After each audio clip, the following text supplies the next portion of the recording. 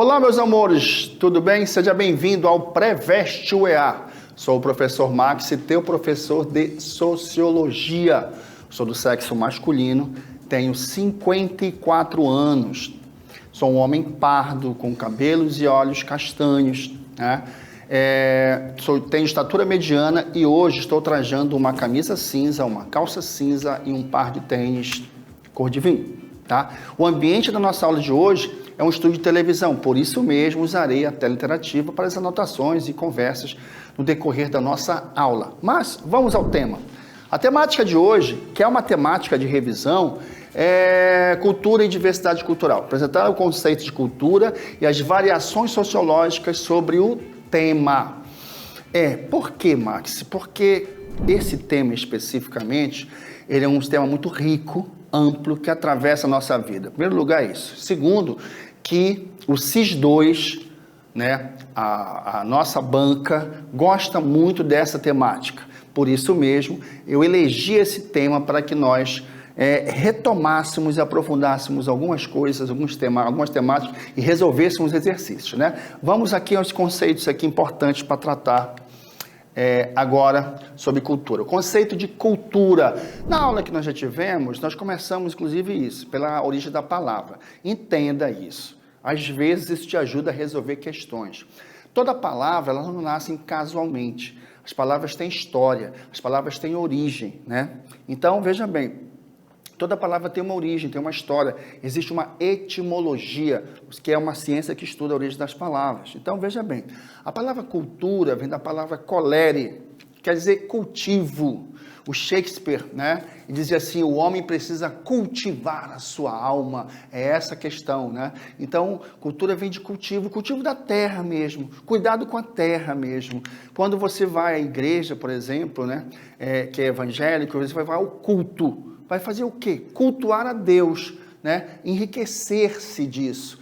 E essa palavra tem várias ramificações, né? A cultura da empresa, essa menina, ela é estudiosa, ela é uma menina culta. A empresa tem uma cultura de trabalho, né? O centro da cidade de Manaus, tem um parque arquitetônico, cultural, fundamental, que é ali o Largo São Sebastião, o Teatro Amazonas, o Palácio da Justiça, a Igreja de São Sebastião, as galerias de arte, etc., né? A própria praça, efetivamente. Mas existe toda uma cultura simbólica. Claro que existe uma cultura simbólica. Bem te falar anteriormente, quando tu vai te relacionar com Deus, é uma cultura simbólica, né? O Boi de Parintins é também uma manifestação cultural, né, importantíssima, de identidade, inclusive, nossa.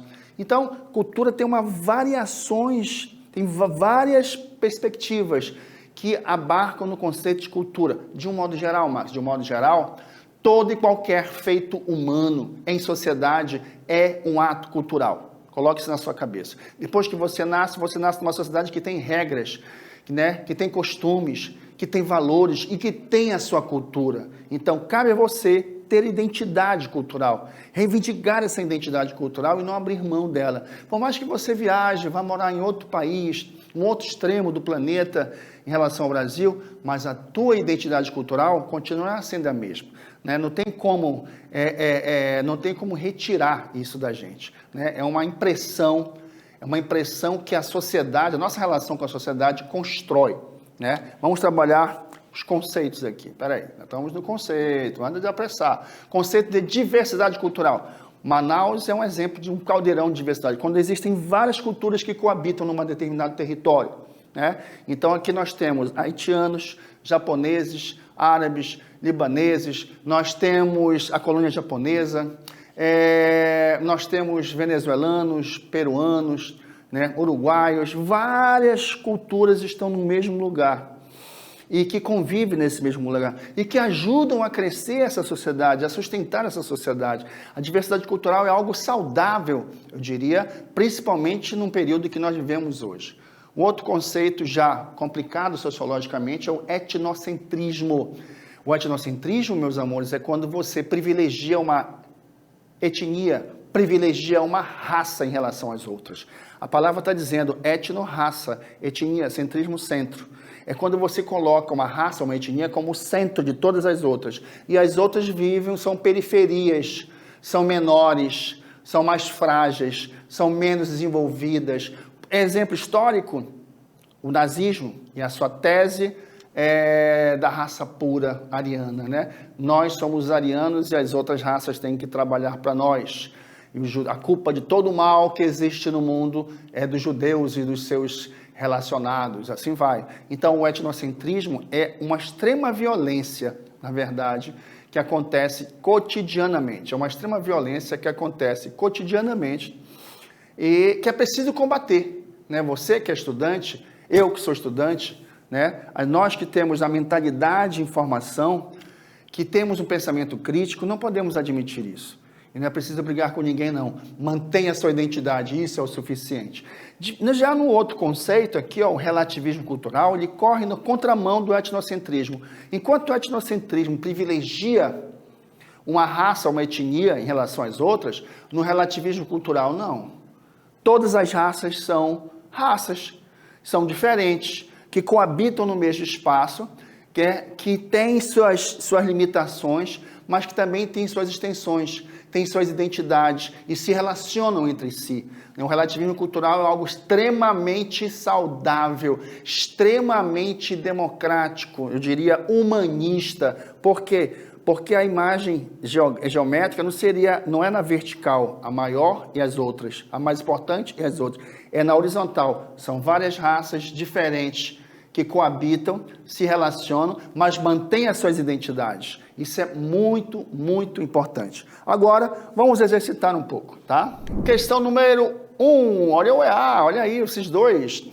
Analisa a imagem que representa a arte Kusiwa, uma pintura corporal e arte gráfica do povo indígena Wajapi, do Amapá. A preservação da arte Kusiwa, considerada patrimônio cultural do Brasil, é importante para, vamos lá, alternativa A, valorizar o conhecimento indígena como parte cultural da cultura nacional, Letra B, proteger financeiramente as expressões gráficas do povo Jawapi. Presta atenção, na maioria das vezes, eu não vou dizer todas, mas na maioria, nós vamos ter 5 alternativas. Das 5, 2 são completamente absurdas, sem lógica, sem precedente. Eis a primeira.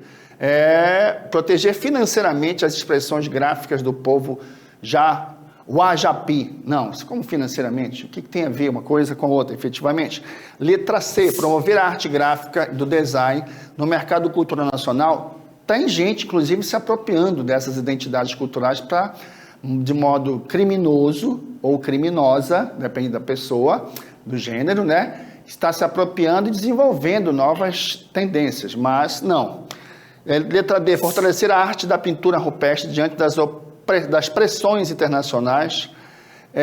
Eis uma outra alternativa completamente absurda, porque as pressões internacionais já vêm há séculos acontecendo, né? E a letra E, mobilizar a população brasileira para proteger as áreas indígenas. Essa é a mais absurda de todos. Então, nós temos pelo menos 3 aqui absurdas. Ó. Letra B, letra D e a letra E. A única alternativa competente aqui para nós é a letra A, né? Valorizar o conhecimento indígena como parte da cultura nacional. Nós somos, né? Já fazemos parte dessa diversidade cultural, como vocês sabem. Existiam os povos que viviam aqui, vieram os afrodescendentes para ser mão de obra, de um modo geral, e os brancos vieram para cá para mandar. Foi nesse entrecruzamento aí que surge o Brasil e o brasileiro e as suas virtudes e defeitos, né? Nós temos várias perspectivas positivas e várias perspectivas negativas. Então, valorizar o conhecimento indígena como parte da cultura nacional é fundamental, né? Porque um povo sem cultura é um povo sem identidade, muito menos sem história, né? Vamos lá para a questão número 2. Para Oswald, o primitivo estará associado ao pensamento selvagem, como questionamento do pensamento iluminista e como proposta de valorização do pensamento selvagem local, ao qual viria a se acrescentar a incorporação contemporânea da técnica. O primitivismo expresso no Manifesto da Poesia Pau-Brasil, lançado por Oswald de Andrade em 1924, pode ser associado a vêm as nossas alternativas. Presta atenção. Em primeiro lugar, 1922 nós temos um corte, um marco fundamental estético, eu diria não só estético, cívico, eu diria político, estético, que foi a Semana de Arte Moderna, né? Que reuniu, né, uma pleiade, né, um grupo de intelectuais, artistas, né, artistas plásticos, escritores, poetas, ensaístas, políticos, participaram desse evento, reivindicando o primitivismo. Quer dizer isso? Quer dizer que não vamos voltar à Idade da Pedra? Não. Quer dizer que nós temos que garantir a nossa identidade, de onde nós viemos. O que eles chamam de primitivismo é isso, é procurar encontrar as nossas raízes, lembrando o Sérgio Buarque de Holanda, raízes do Brasil. Quais são as nossas raízes, efetivamente? Nós não somos constantemente atravessados, né, simplesmente pela cultura americana, pela cultura europeia. Não, nós temos as nossas raízes. E essa reivindicação foi muito justa, né? Então, quando você vê os irmãos Andrade, Tarsila do Amaral e vários outros intelectuais que ali estavam, eles estavam reivindicando isso, o que eles chamam de antropofagismo. Não é que o homem vai se autocomer, mas é que nós vamos saborear as nossas raízes, as nossas culturas. Saber e sabor tem o mesmo princípio etimológico, né? Então a ideia de autofagia é essa, que nós voltássemos a nos alimentar de nós mesmos, de nossa cultura, de nossas raízes, né? Vamos aqui agora as alternativas. A rejeição da influência cultural estrangeira e da ideologização na produção artística começou. Recusa do experimentalismo estético e dos discursos de resgate das tradições locais. C. Defesa dos princípios ilustrados, olha aqui, ó, iluminismo ilustrado, europeu do século XVIII, e da renovação técnica proporcionada pela sociedade de fábrica. Essa é uma alternativa absurda. D. Celebração da originalidade nativa e da modernização tecnológica, muito interessante. A letra E. Perspectiva russoniana de Jean-Jacques Rousseau, iluminista.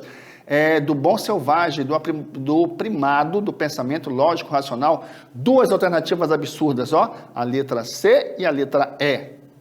Por quê? Porque não tem nada a ver com o que nós estamos discutindo, não tem nada a ver com a questão, muito menos com 1922.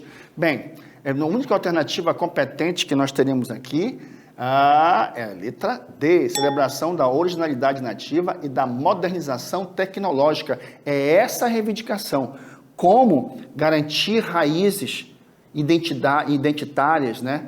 Raízes de identidade ou raízes identitárias e garantir essas raízes que se relacionam com o mundo de agora. Não existe nada de errado nisso. O que é preciso é ter critérios éticos, jurídicos, que garantam que essas identidades se permaneçam e sejam protegidas, né? Na aula de hoje, vimos o assunto cultura e as variações da cultura, né? Alguns conceitos que são muito comuns de virem na tua prova, que é um assunto muito importante para o vestibular da OEA. E para ti, que está na contagem regressiva, minha sugestão, como professor, tenha paciência com você, tá? Você teve o ano todo para estudar, faça a sua prova com calma. A saúde mental é muito, muito, muito importante.